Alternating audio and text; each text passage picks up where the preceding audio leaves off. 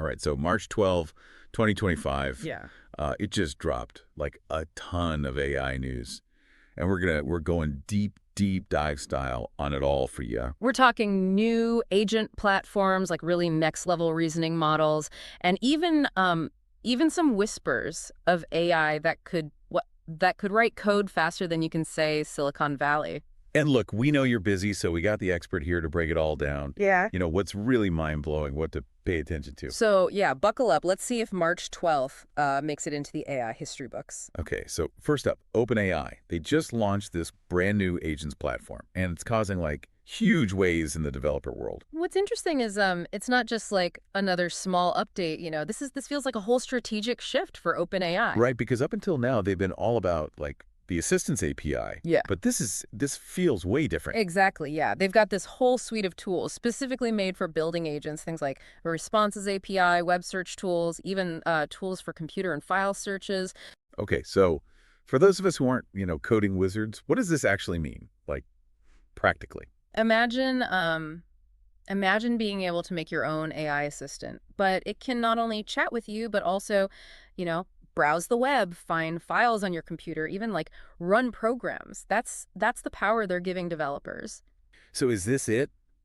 Is this the agent era everyone keeps talking about? Like where we all have our own Jarvis, like in Iron Man? It really feels like we're heading there, and it makes you wonder, like, what incredible things are developers going to come up with this kind of power? I'm already thinking like an AI that organizes my inbox, schedules my meetings, maybe even makes a decent cup of coffee. And now that's an agent I think we could all get behind. Yeah, for sure. But before we all get carried away with robot butlers, let's talk about what's happening with reasoning models, because there's some seriously impressive stuff happening there. Oh yeah, definitely. There's a lot of buzz about Rika Flash 3, a new model that's getting attention, even though it's actually kind of small. Wait, small? I thought like bigger was always better when it came to AI models. Yeah, that's often true. But the Reka team, they've managed to get amazing performance with only like 21 billion parameters. It's going head to head with models like QWQ32B, which is way bigger. So it's like David versus Goliath in the AI world. Kinda, yeah. And what's even more interesting is they specifically trained this model to focus on reasoning. So it's not just about generating text, it's about like actual thinking. Okay, so for the average person, what does that even mean? Why should we care about an AI that can reason? Imagine an AI that can help you solve like really complex problems, not just give you information, but actually like think through things. Think financial planning, medical diagnoses, even scientific research. It could be huge. Now that's something I can get excited about. But speaking of getting excited, did you see Dario Amodei's latest prediction? Yeah. The Anthropic CEO. He's saying AI will be writing 90% of all code in the next 3 to 6 months. Yeah, I saw that. Definitely raised some eyebrows. I mean, AI models are doing some crazy stuff these days, but saying they'll write like almost all code that fast, well, it seems a little optimistic maybe. Yeah, I mean 90% of all code. That's basically everything. Websites, apps, even the stuff running our self-driving cars. It's a bold claim, that's for sure. And it kind of shows the tension between all the hype around AI and what it can actually do right now. Building those complex systems, it takes, deep understanding, not just the code, but all the real world stuff too. So is Amodei just like drumming up excitement, or is there a chance he could actually be right? Tough to say, but one thing's for sure, AI is developing really fast and the tools are getting like way more powerful all the time. So maybe his prediction sounds crazy now, but we shouldn't just ignore it completely. All right, I'm officially intrigued. And maybe a little terrified too. Well, yeah, with any powerful technology, there's always, two sides. That's why we got to stay informed, understand AI, what it can and can't do, so we can, shape how it develops. Well said. Okay, moving on. Another big story, and this one involves robots. Apparently, Figure AI is about to release like thousands of their humanoid robots into the world. Yeah. And they're all powered by their Helix neural networks. This is really interesting because it's not just software anymore. It's like bringing AI into the physical world. These robots, they're designed to, interact, do tasks, even learn and adapt. Okay, wait, thousands of robots walking around learning. This is starting to sound like like a sci-fi movie. It does kind of, yeah. And it makes you think about like what role are robots going to play in our lives and what does it mean for, for jobs and all that. Yeah, are they going to like take over our jobs, or will they be more like helpful assistants so we can, focus on more creative stuff? That's the big debate right now. And there's no easy answer. But what's clear is that line between sci-fi and reality, it's blurring pretty fast. Okay, well, after that image of a robot uprising, I think we need something a little lighter. What else is going on in the AI news today? Let's talk about DeepSeek. They're doing some really innovative stuff with generative models. Oh yeah, DeepSeek, I've heard the name, but I don't really know what they do. Fill me in. They're focused on building models that can create, not just text and images, but 3D stuff, audio, even video. And the cool thing is they're making these models available to, everyone, not just big companies. So this means like regular people could create their own video games, make music, even design whole virtual worlds, all with AI. Exactly, yeah. It's Yeah. a really powerful tool for, for creativity. And it's opening up so many possibilities for artists, designers, anyone with a little imagination. This is why I love following AI. Every day there's something new and amazing. But hold on, just got a notification on my phone. What is it? Looks like Gemma 3 just dropped. It's that highly anticipated AI model. Everyone on AI Twitter is going nuts. Ah, Gemma 3. Yeah, this one's been getting a lot of hype, especially among developers. What's so special about it? Is it just another language model? Well, details are still kind of coming out, but early stuff suggests it's a big jump in performance, especially with like reasoning and code generation. Wait, code generation, didn't Dario Amodei just talk about that? Yeah, and this is where it gets interesting. Gemma 3, it's supposed to be compatible with those open source tools like llama.cpp.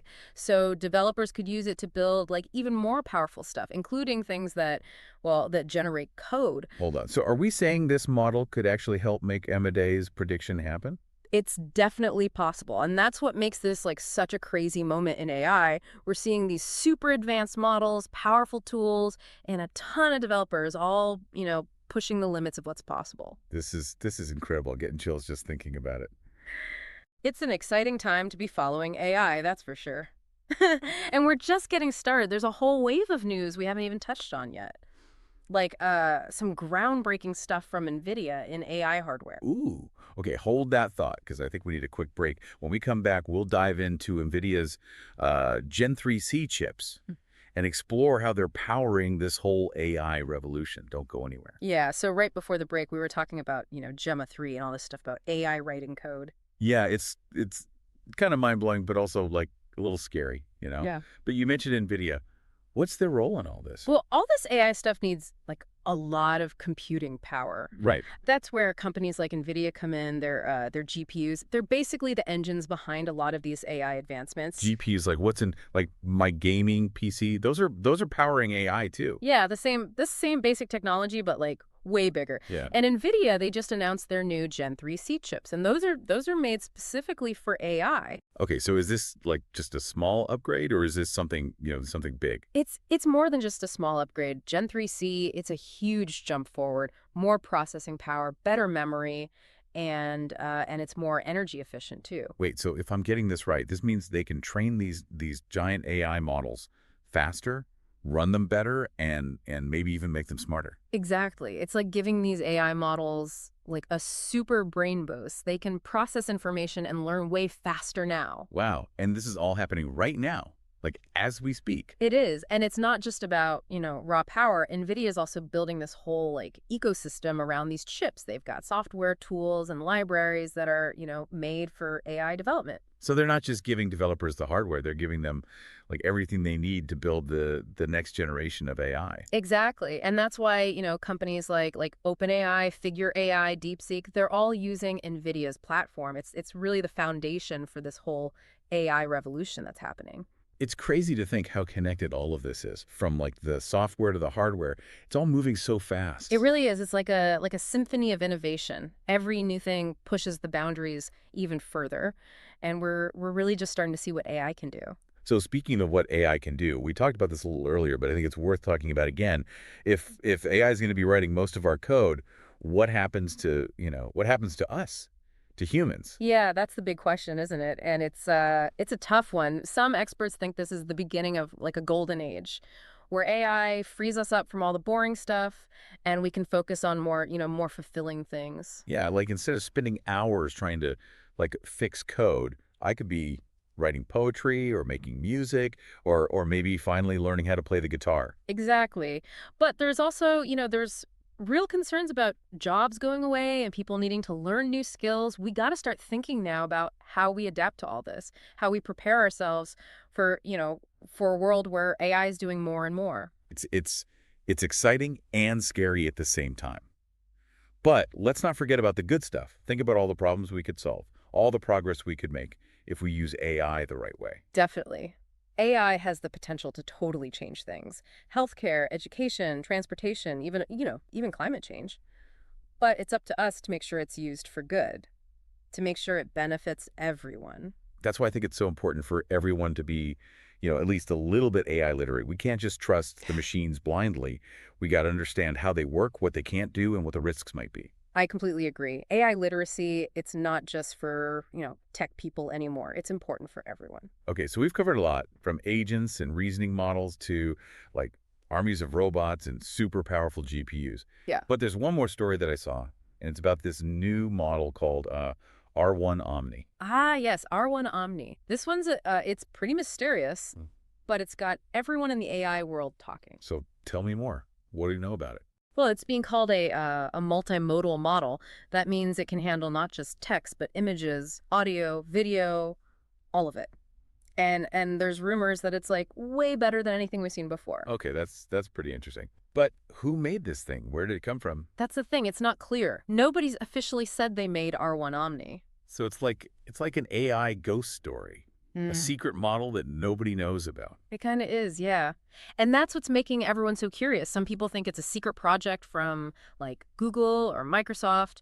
Others think it could be like a group of rogue developers, working in the shadows. This is getting good. It's like the AI world has its own urban legend. And just like any good urban legend, there's a bunch of different theories. Some people say R1 Omni can do things that people thought AI could never do, like writing original music, designing scientific experiments, even having like real conversations, like as good as a human. Wait, are we talking about like artificial general intelligence, the kind of AI that can actually like think for itself? That's the big question, right? And until someone comes forward and tells us about R1 Omni, it's going to stay a mystery of what might be possible, in the very near future.